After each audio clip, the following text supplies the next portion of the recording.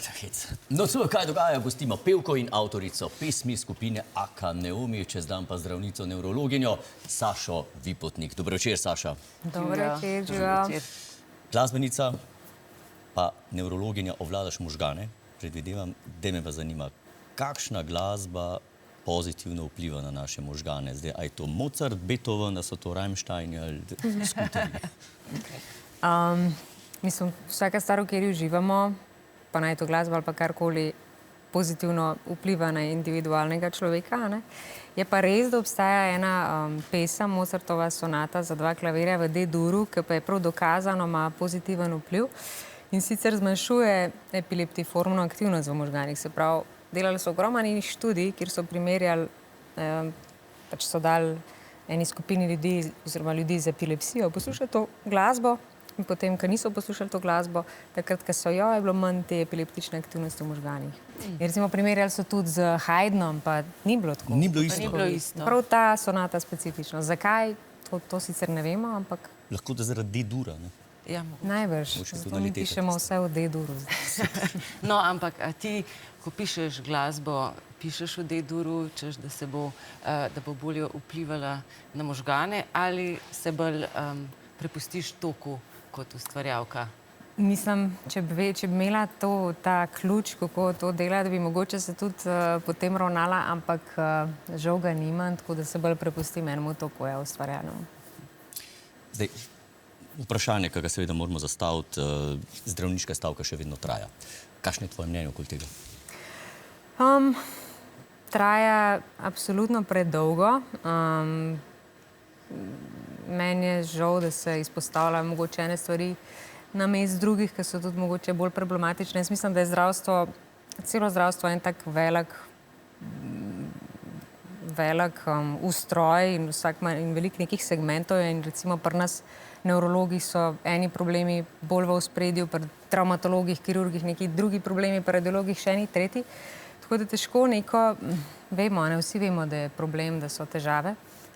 Če bi recimo nekaj skupnega poudarila, je to, da, ne vem, dežurstva. Že leta 2020 smo imeli evropsko direktivo, ki je rekla, da lahko zdravnik oziroma zdravstveno osebe delam največ 16 ur v kosu. Pri nas mi še vedno leta 2024 delamo 24 ur za vikende ali pa 28 do 32 ur čez teden. In jaz kot nevrolog, ki se ukvarja s spanjem, lahko rečem, da to sigurno ni v redu, ni zdravo. Vemo, da je nočno turnusno delo, sploh so bile neke velike študije na sestrah medicinskih narejene in je dokazano tveganje za raka na dojki, na primer. In v Franciji dobijo odškodnino, če sestra zboli recimo za rakom na dojki. Take stvari so, ki jih mogoče pri nas niti ne upoštevamo toliko. Se mi zdi, da niso samo te plače v ospredju, ampak tudi še kaj drugega. Še kaj drugega, pogoji dela in tako.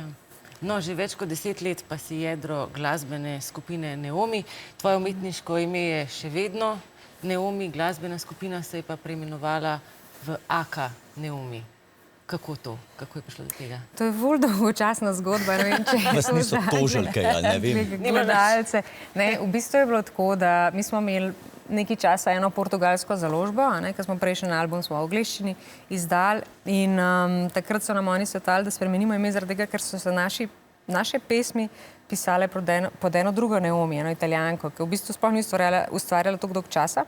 In pa so rekli, da je najlažje tako, da mi spremenimo ime. In v bistvu ga nismo spremenili, ker Aka pomeni also known as, tako da v bistvu je sam nek tak dodatek od spredi. Ta Italijanka je kar nekaj ful dobrih komadov imela tam okoli sebe, ne?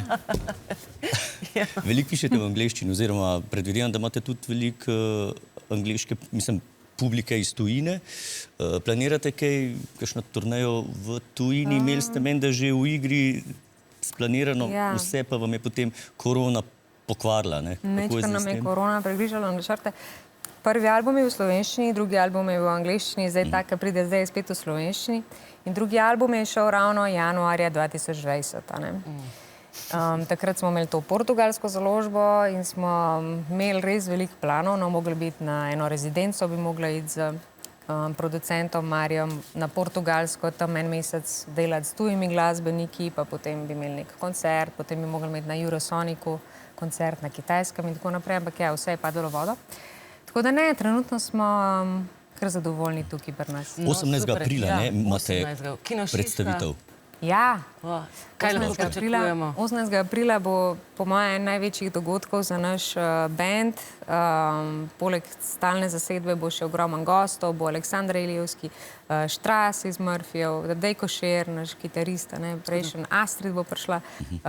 Tudi vizualno bo koncert zanimiv. In zvočno. Polno. valjda. In zvočno bo polno. požgečkali in ušesa in oči. Ja. Kaj pa šport, ne? Ker prvi singel z nove plošče ima naslov Tenis. Si kdaj razmišljala, da bi napisala pa kaj za zimske športe, recimo? Skoki. Recimo, kaj pa to? Tenis, ja, tenis rada igram. Sicer je to četrti singel, sam popravim. Četrti singel.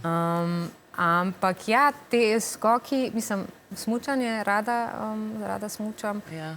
Nad skoki je bolj navdušen moj nečak Val, ki je zdajle bil neizmerno žalosten, ki je izvedel, da se Peter Prevc upokoji. Tako da za njega bi napisala, ja, kakšen. Naredili smo en komad za pevca. Ja? Na mali Ja. terasi. Ne. Pa rabimo eno pevko. Ja, ker A imaš malo jaz časa? slušam. Pa še to naredimo, no. Uspod. Če res ni drugega, evo, uskočim. Super. Odlično. Najlepša hvala. Saša, hvala za obisk. Želimo ti še veliko uspehov, en super koncert, pa Hvala. ne vem, zdaj pa dobro, da si Gremo. nadeneš eno avbo. Gremo se upiti.